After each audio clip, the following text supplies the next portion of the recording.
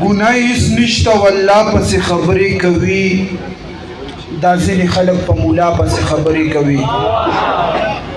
گناه هیڅ نشته والله پسې خبرې کوي دا ځینې خلک په مولا پسې خبرې کوي ته مسلمانې حلالي په مولا پسې ځه حرامي د مور نکاح پسې خبرې کوي تو مسلمانی حلالی په مولا پسې ځه حرامي د مور نکاح پسې خبرې کوي دغه وارث د پیغمبر د مصلی دی ګوره مسلمان نشو چې بیا پسې خبرې کوي دا زاخون به د مولا په سر ولاړې متل نوره دنیا ده که دنیا پسې خبرې کوي بېحده ښه بېسیاره رزق رب ورکوي هر چاله هر څوک چې په نیت روغ وي او په زړه باندې صفا وي منمه چې عیسی ابن مریم به نازلیږي خو آب هم په دین د محمد مصطفی وي منمه چې عیسی ابن مریم به نازلیږي خو آب هم په دین د محمد مصطفی وي عیسی علیه السلام چې معتدي مهدي امام شي د ختم نبوت دپاره لوی دلیل بلاوي او اخون وی پس نبی د محمد هیڅوک نشتا یو سل ځلې بدار که خو په خوله به دا صدا وي اخون وی پس نبی د محمد هیڅوک نشتا یو سل ځلې بدار که خو په خوله به دا صدا وي عجب بادشاهي د زما رب ظاهره کړې دا ځمکه اسمانونه څه کمال د رنګ نه جوړ دي تر مشق و عنبرو خسته زلفې د جانان دي دا واړه د زلفو د مثال د رنګ نه جوړ دي تر مشق و عنبرو خسته زلفې د جانان دي دا واړه د زلفو د مثال د رنګ نه جوړ دي جاوید شاه درمان صاحب مونږ تورو پسې سپکې سپورې مه وایي علما دې هورو له خالونه د بلال د رنګ نه جوړ دي مننه مونږ تورو پسې سپکې سپورې مه وایي علما دی هورو له خالونه د بلال د رنګ نه جوړ دي په زور ظلم زیاتې باندې د سر ته رسولي خو خان ستا محلونه د زوال د رنګ نه جوړ دي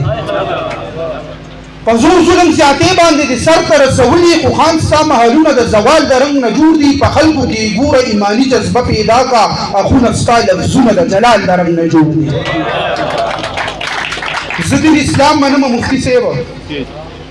زه دین اسلام منم زه په دې فخر کوم اسلام د مینې محبت او ورورولۍ دین دی په دین اسلام زندگی د پاک الله رضا ده په دین اسلام زندگی د مصطفی رضا ده مونږ رڼا پرېښې ده مونږ په تیارو پسې ځو مونږ ناحقو دروغجنو فیصلو پسې ځو اسلام وایي هر ګستاخ پدار کا یا کې سر قلم کا چې څوک جرت د ګستاخۍ د مصطفی نه کوي هر زناکار ښکاره سنسار کا چې زنا نه کوي هر غل نه لاس تک کا چې بیا چرته کې غلا نه کوي مننا اسلام وی ہر گستاخ بدار کا یا کی سر قلم کا چې څوک جرأت د ګستاخۍ د مصطفی نه کوي هر زناکار ښکاره سنګسار کا چې زنا نه کوي هر غل نه لاس تک کا چې بیا چرته کې غلا نه کوي د بېدینۍ خلاف مو هر ځای اتحاد کړی دی مونږ د کفر خلاف هر ځای کې جهاد کړی دی د بېدینۍ خلاف مو هر ځای اتحاد کړی دی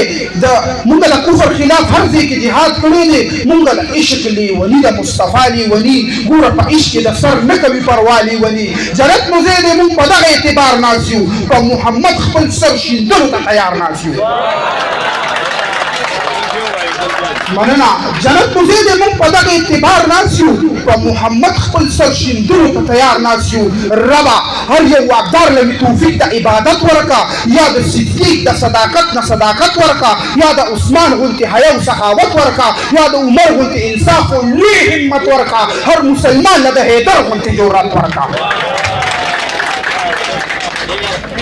ربا